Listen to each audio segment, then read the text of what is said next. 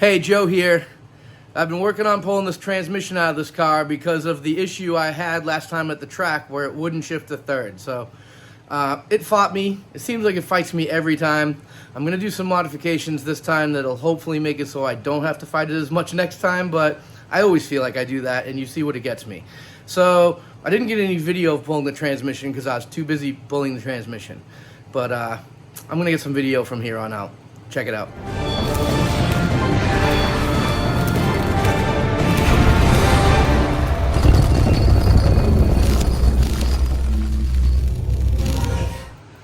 Got the transmission out, got the pump off, got this assembly here out, and pulled this front clutch, this front drum off of there. I'm going to take this thing apart, take a look at these clutches. This is where I think my problem is. I'm going to have to change the O-rings in this piston, I think. So let's start by just taking these clutches out and taking a look at them and go from there. All right, let's get this thing apart.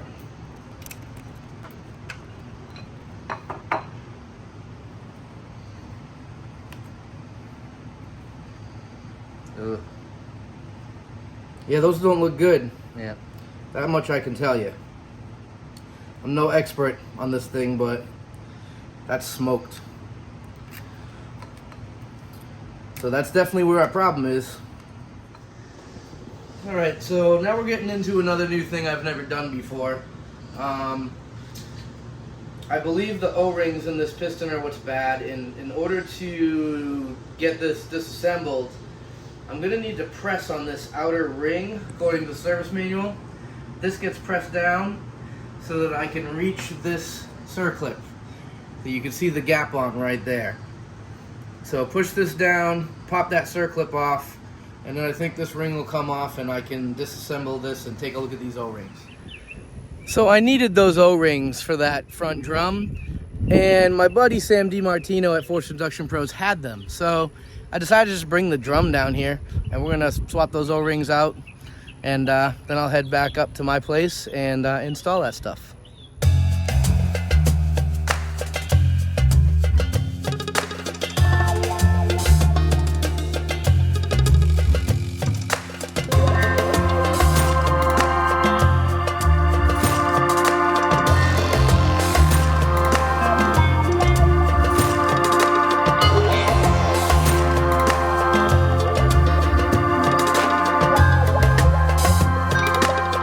Fresh O-rings in this drum. I'm putting a fresh set of Kigley 6 friction clutches in here.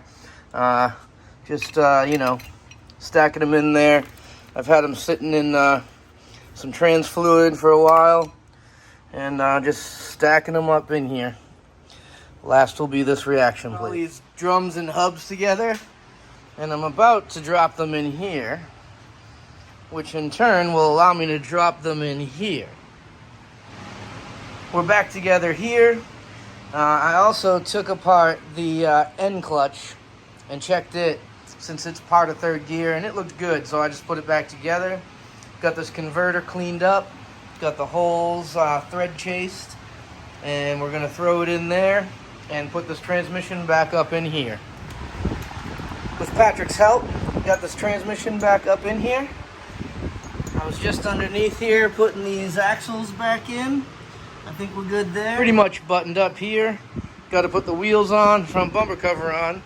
Got to put some fluid in the trans. Other than that, everything's together, ready to go.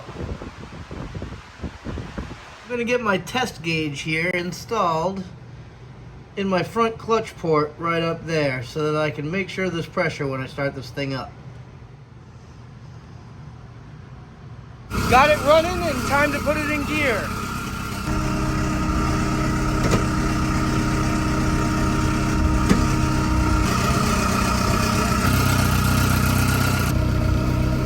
First gear,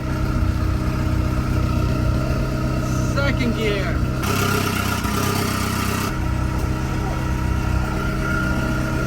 third gear. Looks good. I'm not super happy with those pressure numbers. I showed 60 PSI there, but when I couldn't rev the engine to 2500 and look at the same time I got 120, which is about stock, and I should have more than that. So I'm gonna pull the pan, I'll drain the fluid, pull the pan, and pull the valve body and take a look at it. All right, pan down, valve body off. What I gotta do here is apply some pressure to these ports here. These pretty much line up with the marks over here. So I know this is a rear clutch, this is a bolt hole, this is front clutch. So let's see what kind of pressure these ports want to hold. See if I can get in here and do this at the same time. And see how I can get it to puff back. That actually seems like it's holding air pretty good. You know what that means? Okay, this kind of worries me, but if that port is pressurizing and holding a reasonable amount of air like it is, I'm not pulling this transmission out of this thing. What I am going to do is clean up the valve body and put it back together and see what I come up with. That really won't take that long, though it's tedious, and I'm not going to video it because I do not want to call this a how-to video on cleaning out a valve body, because I don't know how to. So I'm just going to clean it up very carefully by placing things down where I know where they go back in and that sort of thing. I have done that once before, and yeah, I'm going to go from there.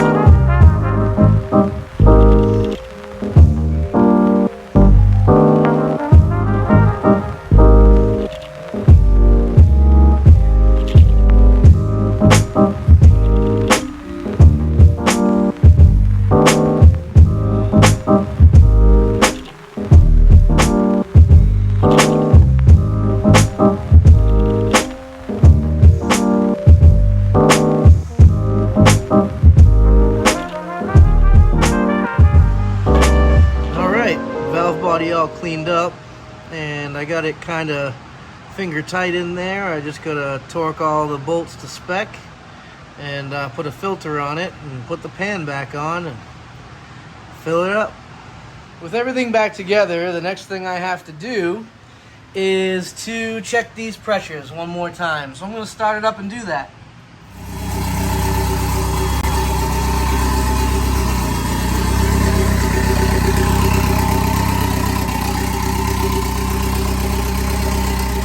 Well guys, it's been a mad dash since I checked that transmission pressure. From there it was just load everything up, get out here to the track at FL2K, and I'm finding I have a leak. My fuel pump's leaking through the housing, so I don't know what I'm gonna do about that right now. This could be it for the weekend.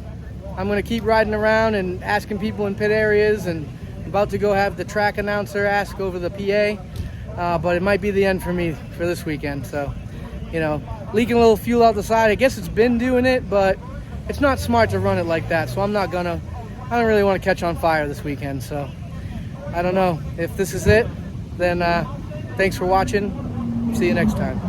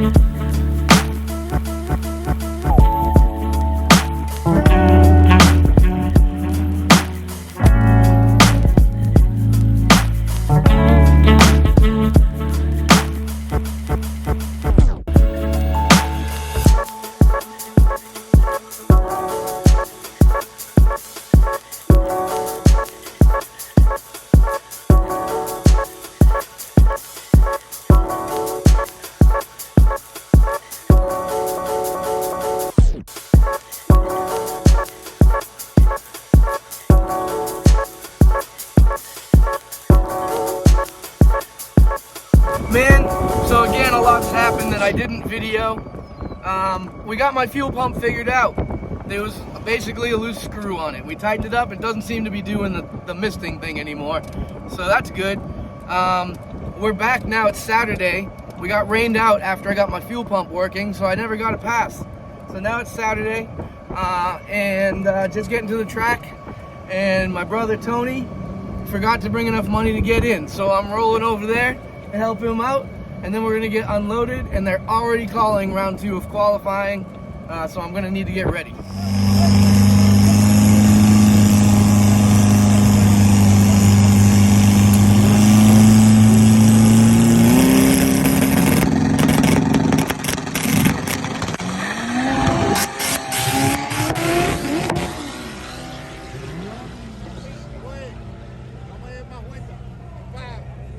Alright, there was qualifier number 2.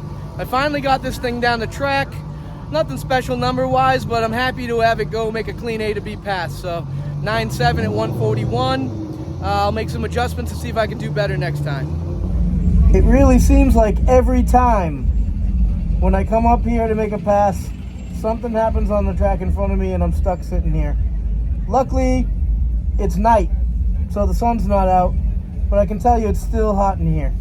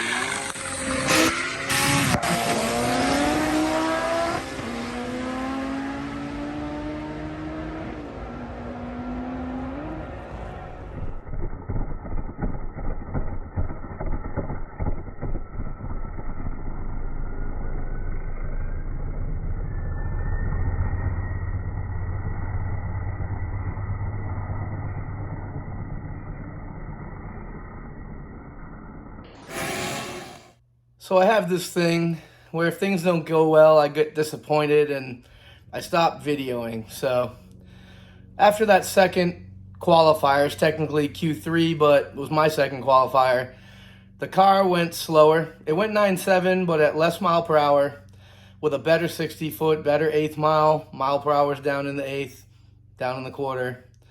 Something's not quite right. I think this combo is just not that good.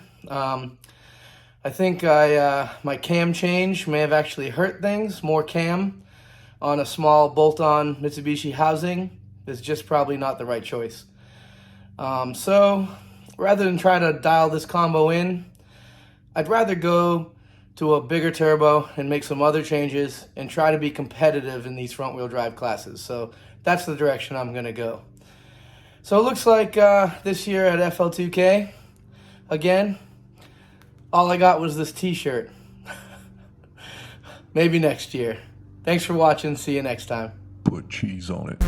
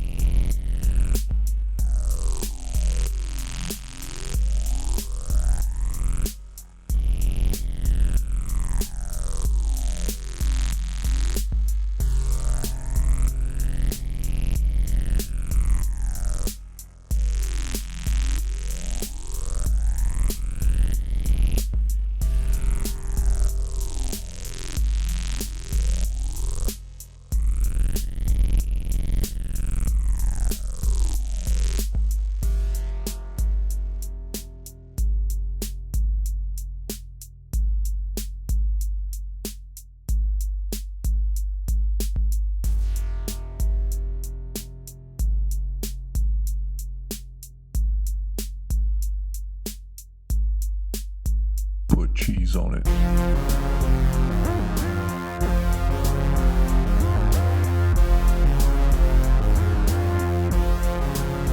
Put cheese on it.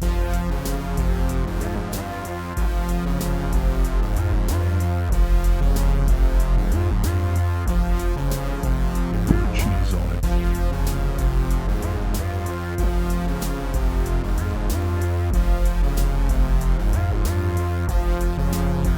Put cheese on it.